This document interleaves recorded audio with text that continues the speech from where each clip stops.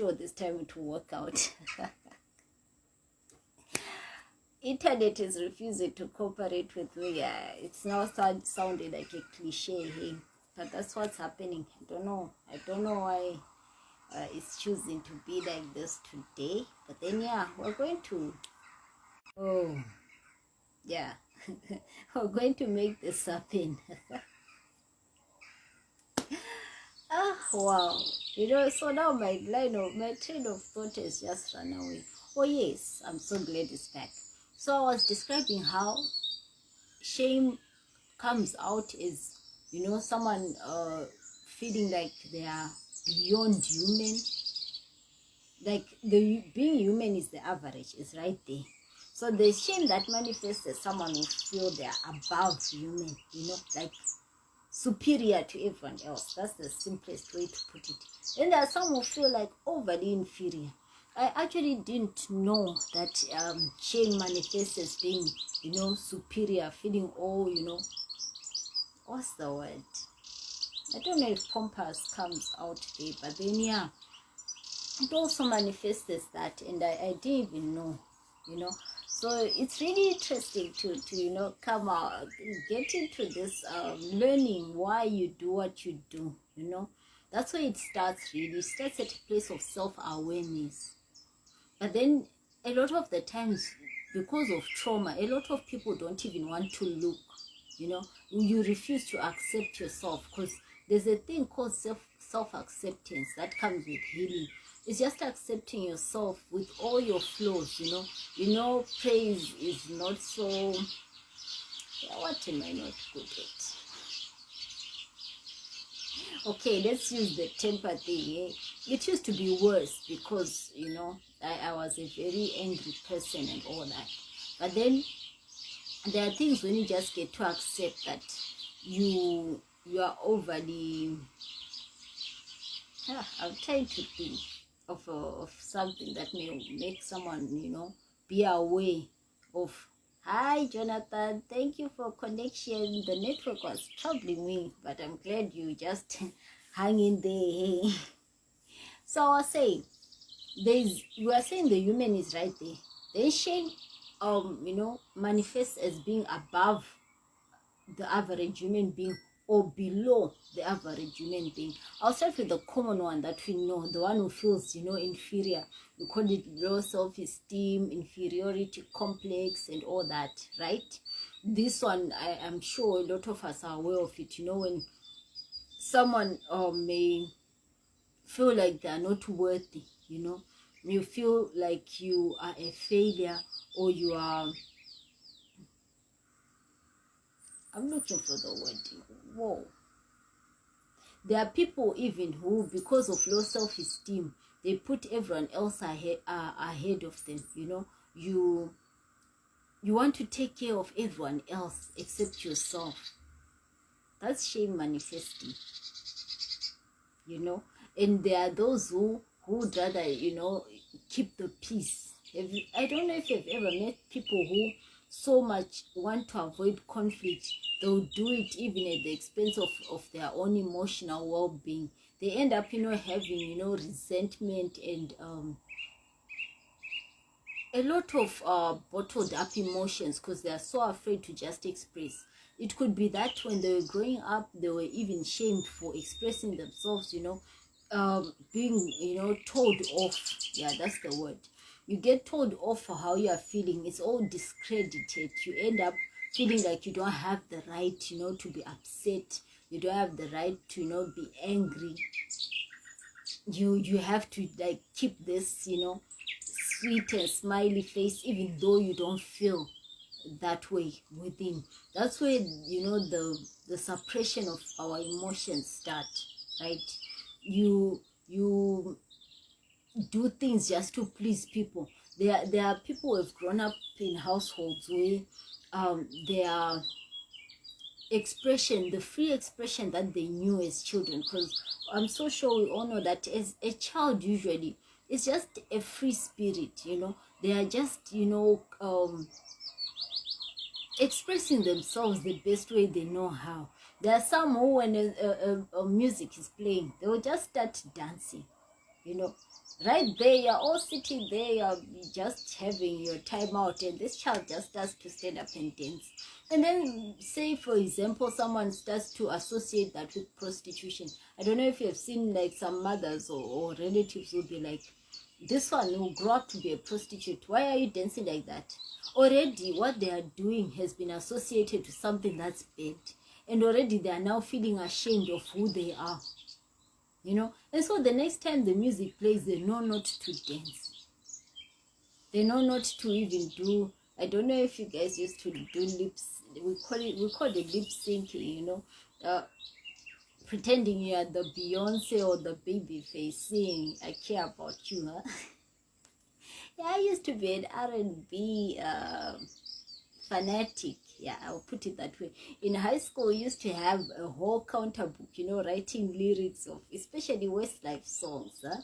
You'd have lyric for lyric, and then you start playing the song and going along with what you've written. Someone will be just enjoying their music like that, but because somebody made them feel like it's embarrassing, it's a shameful thing to do, to just be seen, you know, expressing yourself freely, you end up growing up, and with time, you know, at first it will be like a practiced thing until you now do it on automatic, you know, or you are automatically doing that. You suppress your emotions so automatically, you are not even aware that's what you do. You're now just so used to it like that. So that's how shame becomes rooted in our subconscious, and it becomes who we are, so much that we don't even notice we're doing it. There are people who have seen who are, you know, people pleasers, acts of self-sabotage. You want to please people so much that you will do that even to your own harm. That's how I'll put it. You're doing all these things to your own harm, and you cannot do without, you know, this approval from people. You so crave people approval that you will do anything to get it, you know. That's where we get the word phoners, eh? You may have noticed that in a group, there's a way that a certain group of people is drawn closer to an authority. Like with children, it's usually the parents. The children naturally seek out the approval of the parents, hey? And so when they notice that this child, when they do this, when they do that, they are like drawn closer to their parent. They are praised, you know, all praises this, praises that. The next thing is that that child who feels ashamed will not want to, you know, do what praise does, because they are really seeking this parent's approval. And a lot of the times they get even more rejection for that. You know, that's how you will see some people, even when they are grown up, they are so addicted to approval like that, you know, being overly showy. Now that comes as being, you know, above the average women. I used to be in that category for a long while, you know, like overachieving in school. I'm gifted with you know, intelligence and all that. Academically, I was very good, but the way I became obsessed with achieving, it had become, yeah, unhealthy, in the fact that whenever I did even a little beneath my perfect mark, it would actually depress me so much. I would even cry, you know, even for being position 2 or getting a 98% in a paper. I just felt I lost 2%, and I'm just so upset because of that, like that. It used to, you know, cause so much sadness within. I would feel like I'm a failure. I wouldn't feel like I have failed. Mark the wording. Someone who feels like they have failed, they know it's not an identity. But when it becomes an identity, it's something you carry with you, you know. It becomes who you are. You identify with the things that you're not so good at. You call yourself a failure. You call yourself unworthy. You call yourself, you know, there's this wording that people use. I'm looking for it. Yeah, yes, I'm a nobody. Yeah. That's another phrase that people use. You now start to identify with those negative impressions that have come upon you, all because of what you've been through, or what people, because abuse, it doesn't just come as sexual, even verbal. There are people who are in places of authority, who may have come out and caused for you to feel like you're less of a human being. And then in trying to counter that, like I was saying, it may come out as you agreeing with those people. And then there's another, which I was talking about, of feeling more than a human being. That's when a child is made the family's hero. Like a parent may have like used the child for emotional support, yet a child cannot really carry a whole adult's emotional imbalances, or their need for attention and validation. There are sons who have been their mommy's boys. The mother will be going, oh, my prince, my this, my what. And when they are feeling emotionally overwhelmed, they are just pouring these things on their child. It may be a daughter even. I've seen how some mother figures, they go on to pile their children with their maybe they're having issues with their husband, and they're telling their 8-year-old or 5-year-old, your father this, your father that. And as the child grows, she now feels like she's the little hero in the home. She's the one who's able to save mom, to comfort mom from what she's going through.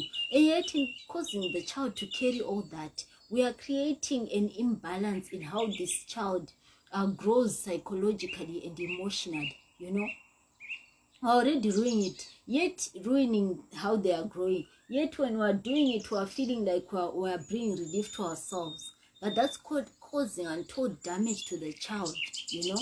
And as they grow up, they come out as people who want to puff out. I call it the peacock personality. If you have seen a peacock, how it spreads its feathers for everyone to see their colors, and they're strutting up and down.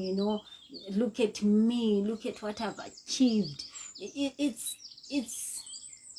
a good thing, to want to celebrate with people and with family. But when it becomes an obsession, one needs to stop and to take a pause and look, isn't this a manifestation of the feeling of rejection? You may have felt you may have felt rejected, or you may have rejected yourself. There are people who body shame. Some start with themselves, or like, oh, I'm too thin, I'm too big. If only this part of me would like have a different shape than it has. If only my nose was a bit more pointier. All those things. When it starts with you, that's what I was calling internalized shame last week. It's that stuff which you are telling yourself, those negative things that you have started by telling yourself. And then the next thing, you now start to feel like everyone else thinks the same about you. Because your shame is internalized. Everyone around you, you think, even when you see a group of people like standing there, you feel like they must be talking about me. First of all, you're isolated in a group. That's how, again, shame manifests. The need to isolate. You may look at a group of people and just feel, no, I cannot associate with this kind. Huh? Either you're feeling they're way above your pay grade, or you're feeling like they're just not in your, what's the word? In your league. Yes, that's the word I was looking for. You feel they are beneath you. Huh? That's how one who feels like above human feels. They feel everyone else is beneath them. And so you get to a place and everyone has to know, and then I did this, and then I did that. You know, I've been to Victoria Falls, you know, I always go to the lake shore, I'm this, I'm that. Where is that coming from? Why is it you feel the need to you know, have everyone know your worth? That's shame that comes in the doing. Like, I don't know if I mentioned this last week, like, being human is just being. While it's a good thing to achieve and to what, just you existing is enough. You know, this is the place where we want to come back to, where you will know that whether I have killed it, this live in particular, this Facebook live in particular, because today I'm noticing, yeah, it has had a lot of glitches there. I had to struggle a lot. But then, had I been in the old praise that I used to know, I could have just cancelled and just typed apologies for the inconveniences, the live video will not continue, or because I had disruptions with network. That's what I would have done, because I used to be a perfectionist. That's another manifestation of shame, how someone will not do anything unless they're sure it will come out perfectly. You know, it looks like someone who, we call it OCD, obsessive compulsive disorder, where someone feels like everything in a room needs to be exactly where it's supposed to be. You know, have you ever met people who use those phrases? This is supposed to be like this is supposed to be what, those supposed to, that's a manifestation of perfectionism. And you know, when it's a normalized thing in a society, it will seem like it's the right thing. You cannot do things a certain way, because it will be less than the perfect. It will be less than what is supposed to be, you know. And it will be a whole society. If you have seen some cliques, will be like, for you to join us. We're having a hilarious discussion of the rich aunties and what's, you know, you class yourself the rich. And so when anyone who comes and is not behaving like you, is not, you know, slaying and showing and being showy, all made up with the nails and whatnot, flashing the dollars to you, they cannot belong, because we are.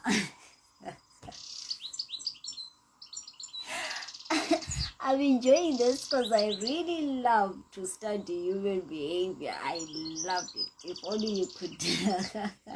I just love studying human behavior. So now what I do a lot of the times when I meet such kinds of people, sometimes I just pause and be like, what happened in this person's life that brought them here? You see, that, you know, the person who loves to study human behavior, they want to look for the why for someone's behavior.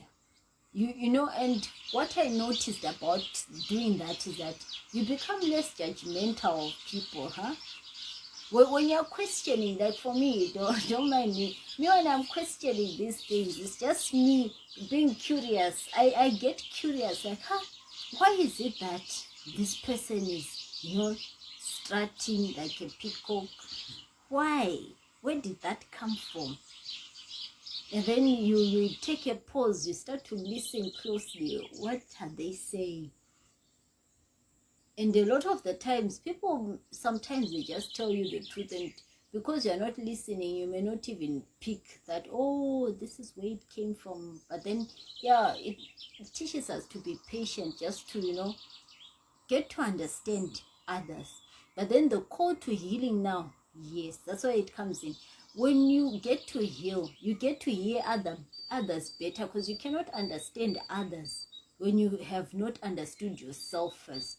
Like I was mentioning, for me, I was an overachiever. I couldn't handle being anything less than the perfect, you know, the perfect mark. That's why I pray we get schools that are not, you know, competitive like we used to, you know, those that are measure children's, you know, intelligence through the grades. It's just, you know, good memory. Now that I'm thinking about it, that sort of education that we got was just someone having a good memory, and then you are said to be very intelligent and whatnot. But then, is that really the measure? of someone who can be said to be intelligent. There's something to think about also, because now I've noticed that's where it comes, even what we call unhealthy competition. That's how also shame manifests itself. There's a type of person who, when they get to a place, they just want to prove themselves. Someone works so hard to want to prove that I am better. That thing of wanting to show that you are better, where is it coming from? And who says better is actually a good thing?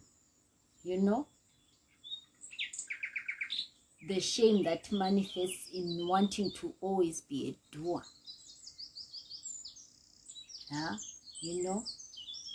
You'll be like, as long as I show I'm better in this manner or in that manner, then that means I am someone who's worthy, of some position in society, perceived important positions. It's something to really take time to look at, because when you're taking your time to really study these things, it's really, for me it was traumatizing. So I don't know for the next person, but then that's where, when we get to these places of looking at the roots of why we do what we do, that's what will help us, to get to start to deal with the root causes of why we are the way we are. Why are you rejecting, praise and compliments? Have you somehow felt like you're not worthy of those? Maybe you'll be like, no, it doesn't matter. What does that matter? Has someone caused for you to feel like you are being vain, for just accepting that you're good at something in some space? What happened that caused for that to happen? What happened that caused for you to feel like receiving praise and compliments or even gifts is being vain, right? And what caused for you to want to feel like you are Superman? You don't need help. You don't need anyone aside from yourself and God Almighty.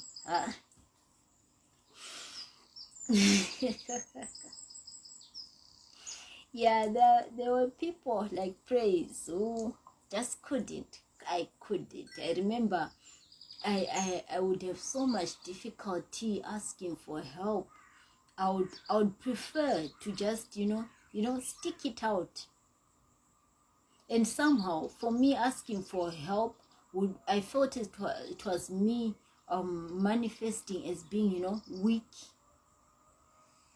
Yeah, because for me, I believe a lot of the shame I felt manifested as being above the average human.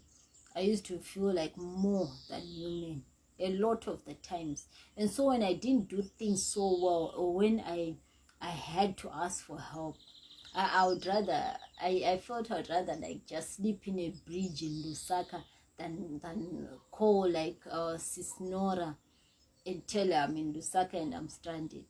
That's how bad it was. It's an example. I would choose to I don't know.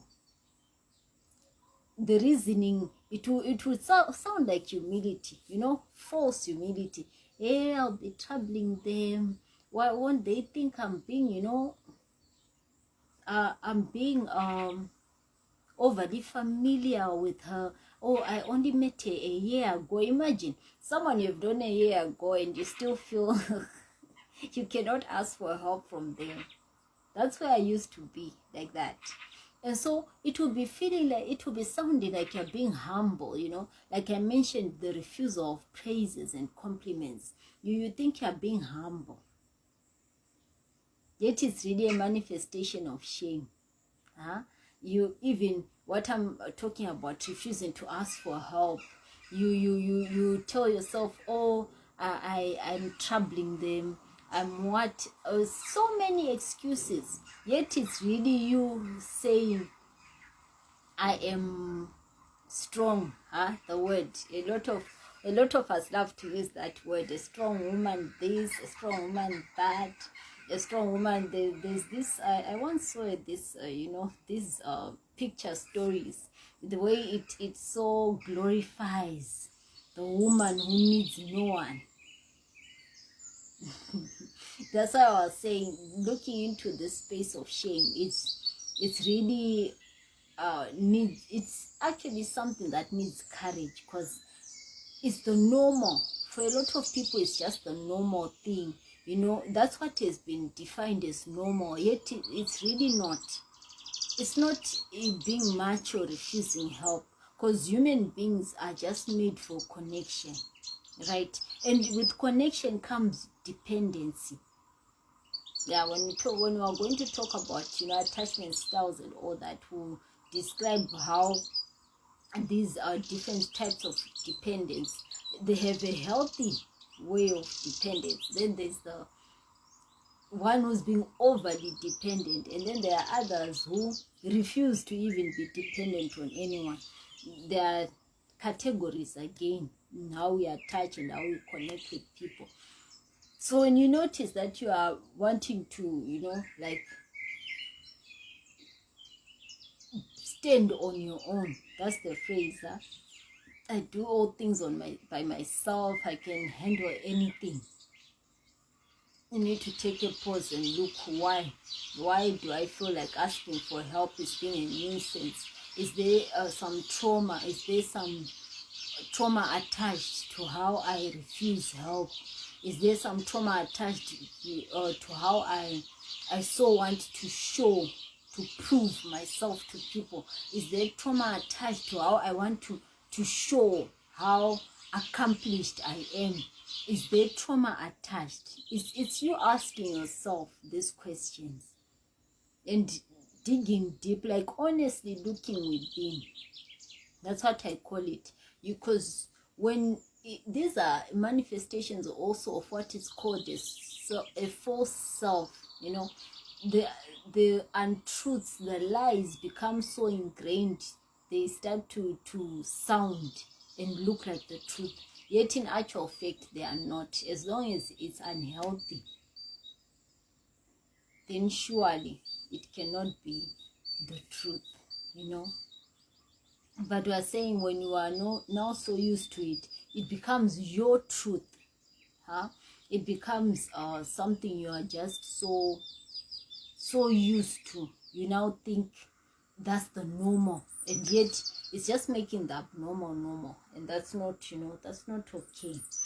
And another acts of self-sabotage are the ones because these things are interconnected. That's what I noticed. Like, people with internalized shame, they usually just manifest that as acts of self-sabotage. That's what I noticed.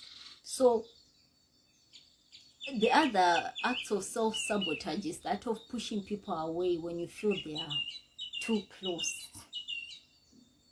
For me, even having someone like come sit next to me, like in a bus, for me that's suffocation.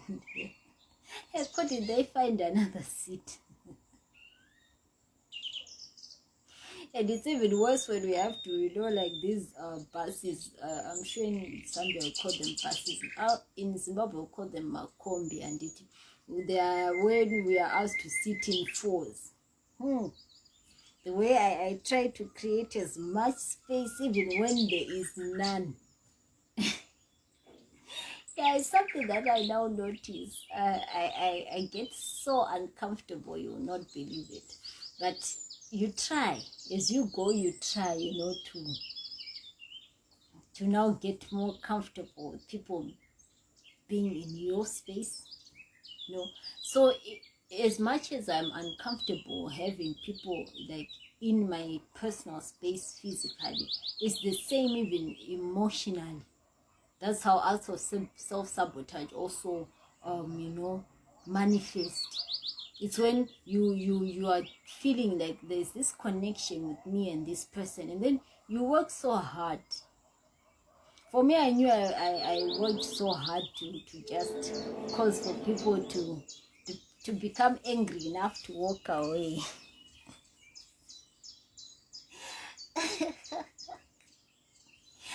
I'd become so much of an expert with that, you wouldn't believe it. And for me to be justified, I'll be like, so you see what I was trying to show you guys, that people just cannot be trusted. Look with just this. But then, to be entirely honest, it would have been me who would have done stuff that would have, just caused this person to be like, no, I cannot handle this. And I would ensure, especially with the words, my goodness, I would write such a long note, maybe we get like into a space of friction, conflict. I would write a long note that says, I wish you well in your future. Hope you meet people that are better than me. May your life be happier. So a whole. I remember someone once asked, after I'd written a whole farewell, it would be a whole farewell message. Like, and me, I write. me, I write.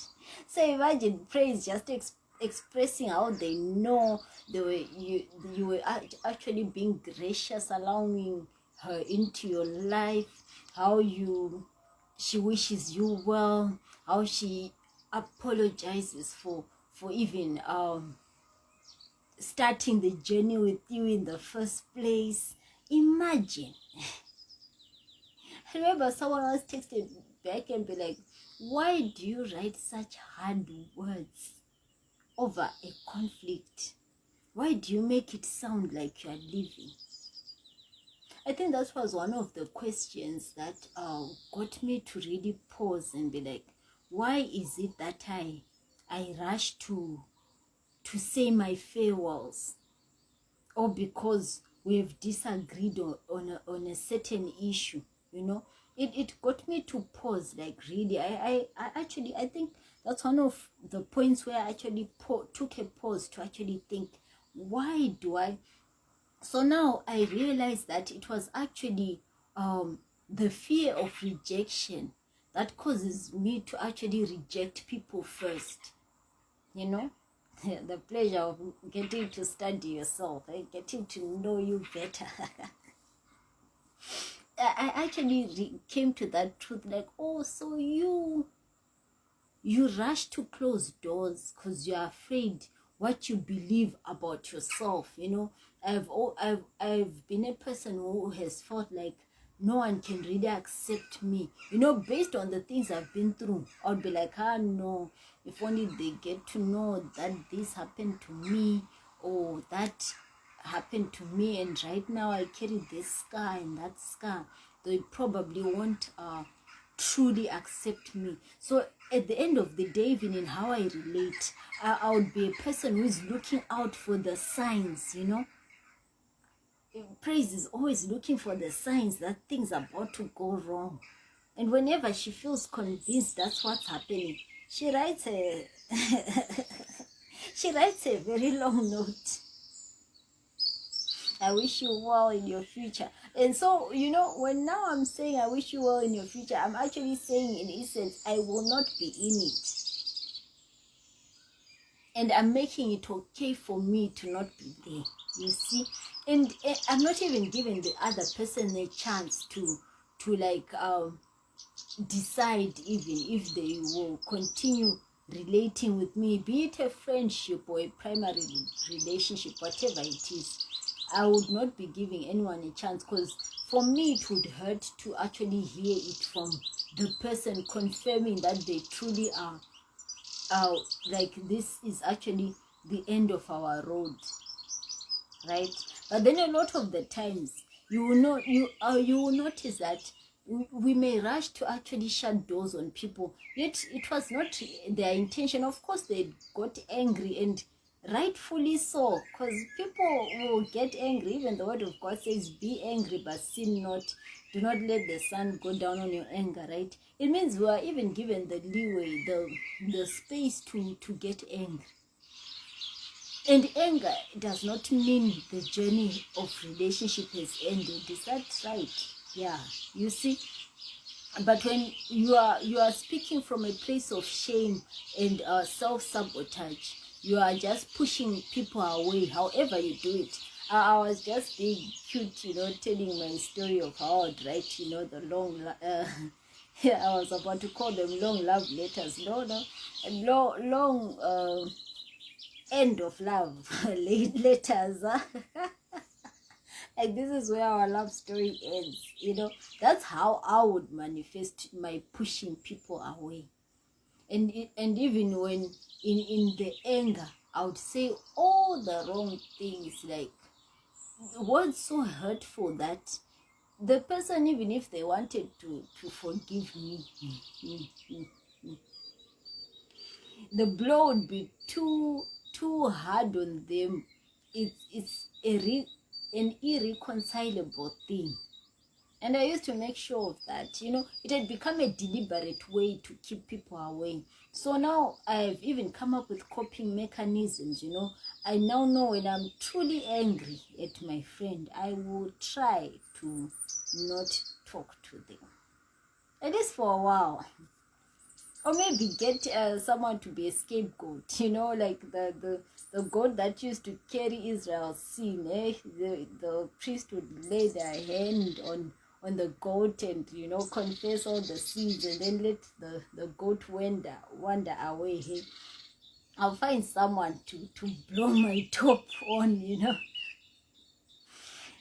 Yeah, I have people allow me that, and I'm so grateful. You know, you know, people have been pillars who just allow me to get angry and spew venom.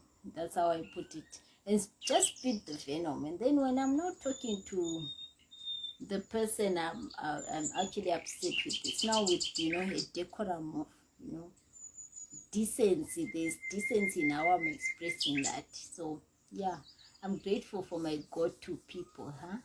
You know, they're helping me, you know, not rush to close doors. Then other acts of self-sabotage, you know, opening up and attaching to others too quickly.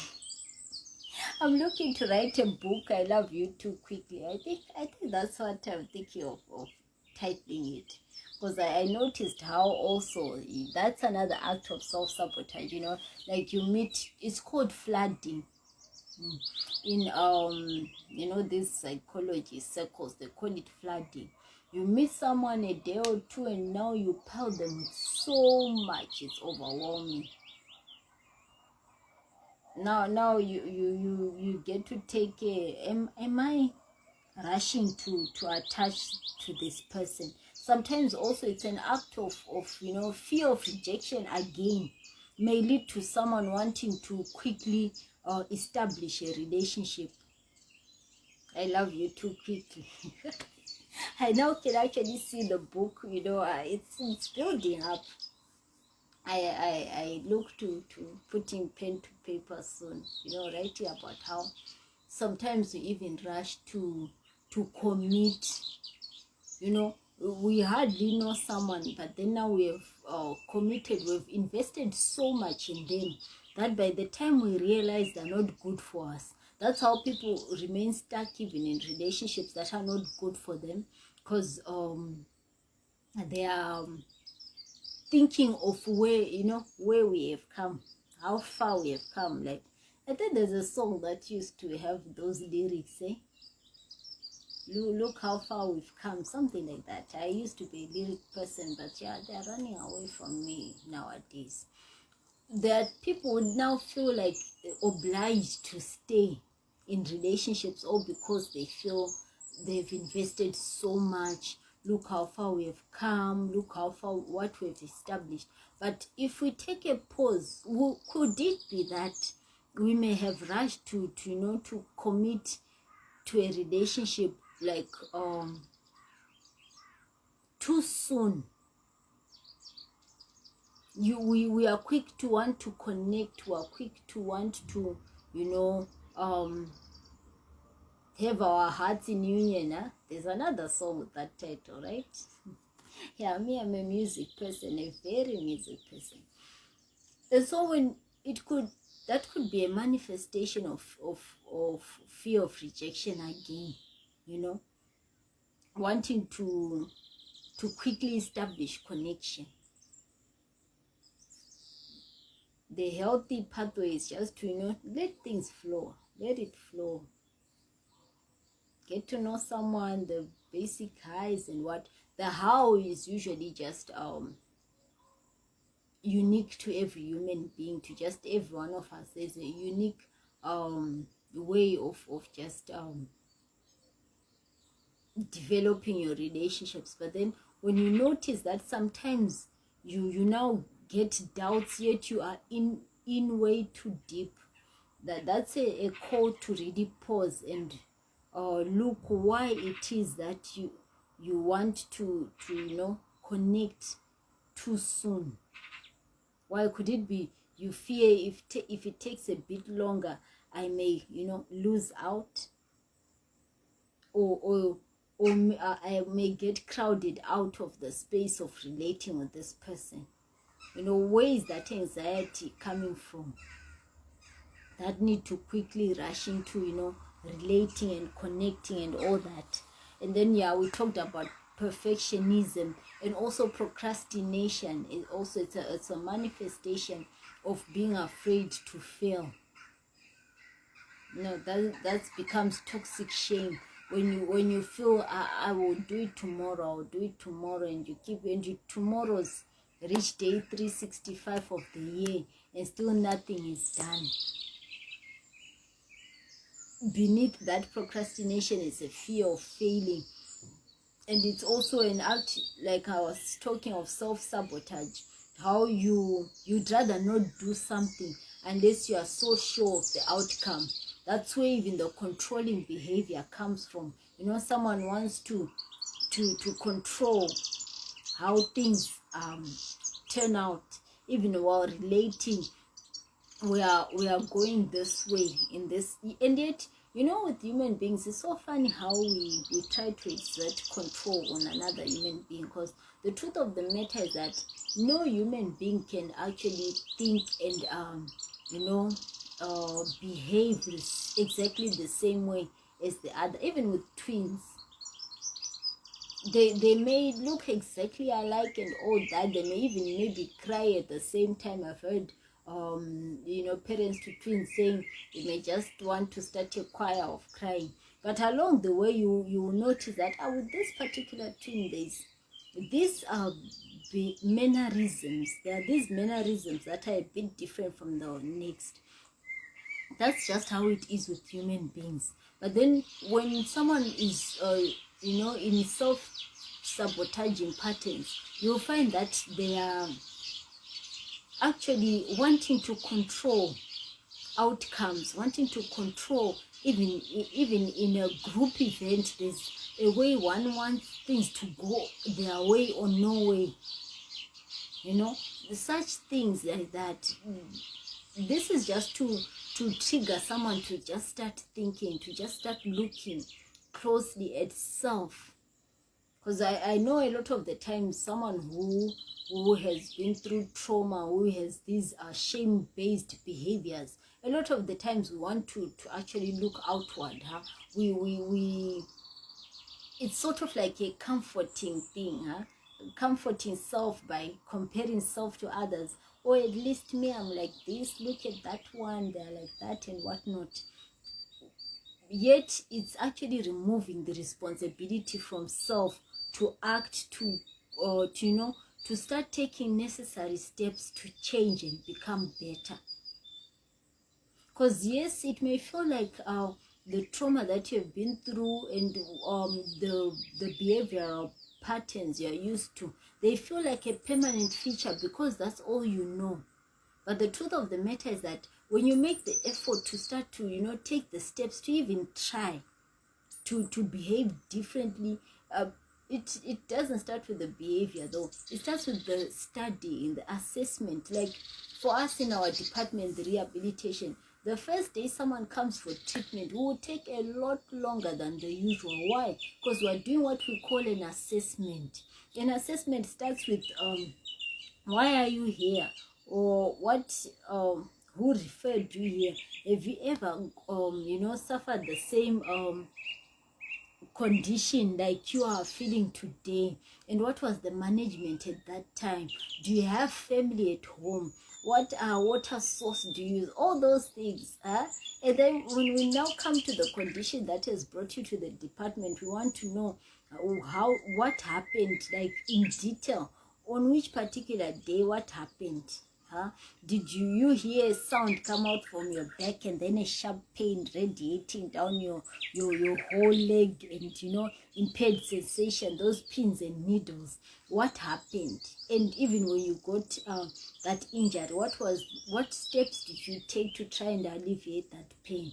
All those things, we want the full detail. And so our treatment on that particular day, it will take a lot longer, because the best part is the assessment. Because when you lay out your assessment well, the treatment plan comes out fairly easily, as compared to when someone just comes in and then they say, I have back pain, and we don't even know the history of how that came to be. How did this back pain manifest? You may find that even the treatment may not be effective, because we haven't done the proper assessment.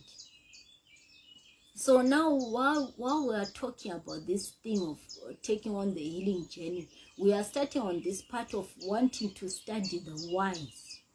Because when you study the why enough, well enough, even the management, even creating mechanisms that help you cope become easier. Why? Because you have taken time to really study. Why am I competitive? Why do I strut like a peacock? Why do I feel the need for approval so much that I'm actually addicted to it?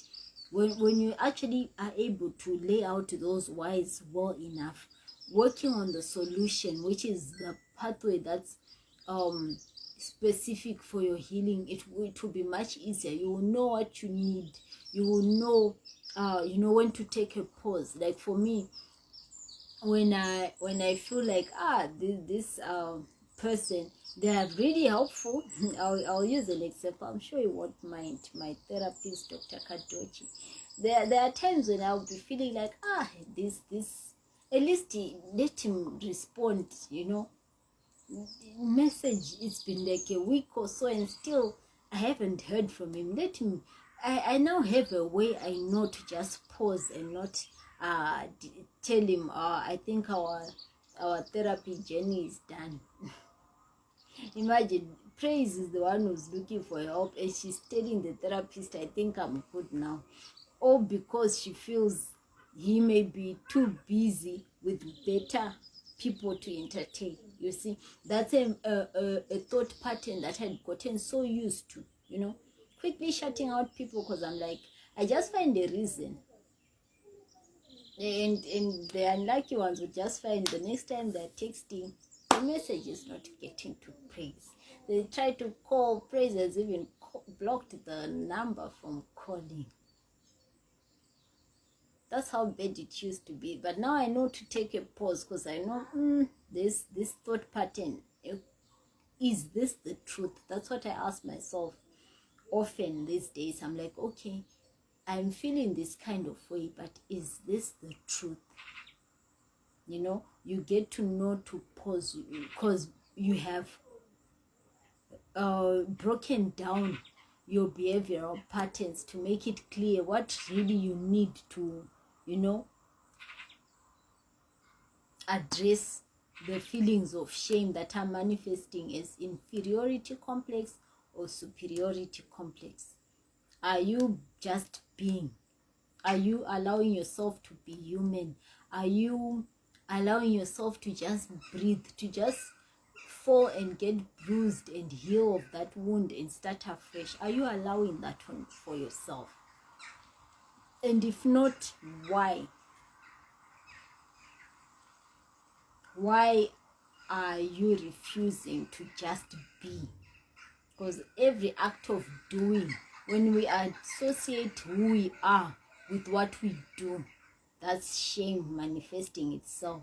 That's not how a human being ought to live. Like all the time you need to be performing. You become like an entertainer, always on a pedestal. Yet it's something you actually just think within yourself. It's just you who thinks you should be, you should be behaving in a certain kind of way, or you should be, you should show up a certain way in order to be accepted. But the truth of the matter, like I've been learning of recent times, is that no one is really looking.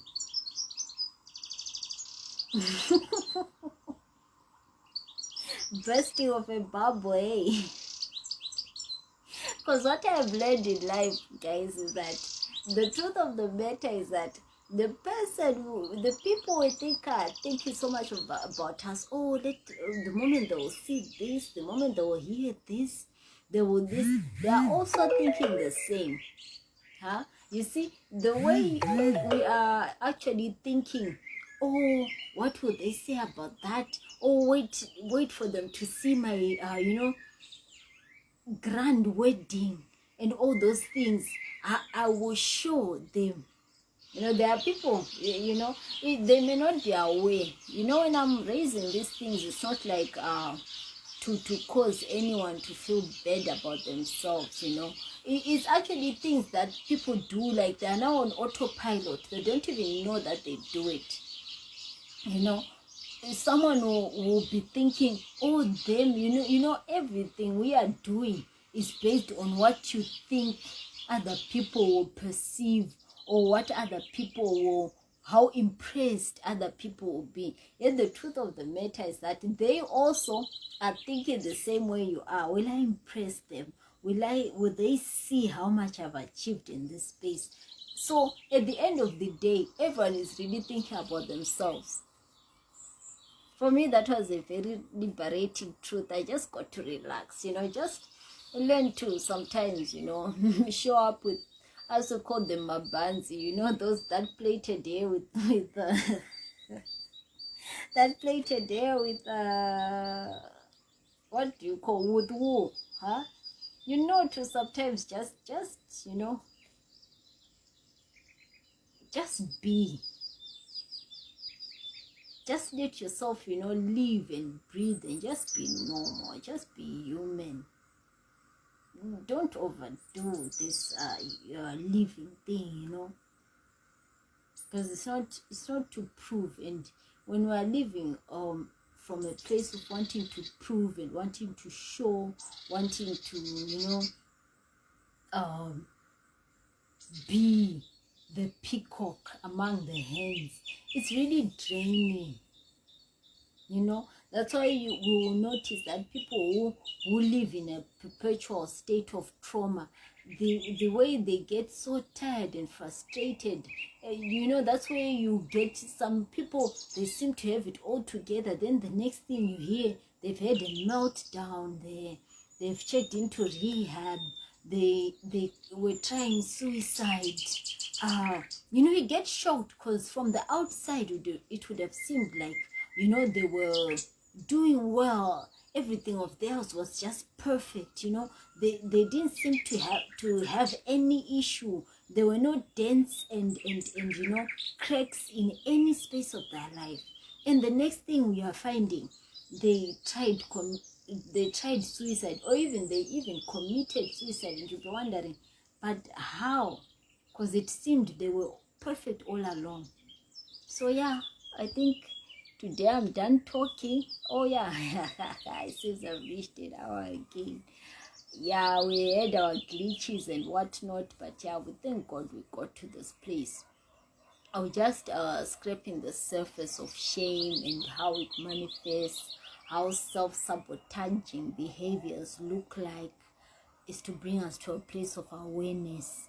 Because what I've learned is that when you're more self-aware, you get to learn to just accept yourself. Okay, this is where I am. Because with more self-acceptance is where we get to be able to accept others also. You will notice that people will reject people more. Actually have a tendency, they actually started with rejecting themselves. That's where this whole rejecting others started, because it started with self. The moment you cannot accept who you are, including the flaws, then it will be very difficult to accept anyone else, because we can only meet others to the level we've met ourselves. You know, anything we cannot achieve beyond what we have achieved with ourselves. How much do you accept praise that you have your flaws? They are there. That will help me to now accept others, even though they show elements of what we would call weakness, right? Would know they're just being human. Hey, so yeah, these are unscripted, so they just tend to go whichever way, and we pray that, you know, things continue to make sense as we just sit here and talk. And the aim really is to have someone dare to heal, you know, be brave to, like, you know, look within and start the journey of healing. Good night, everybody. See you next week.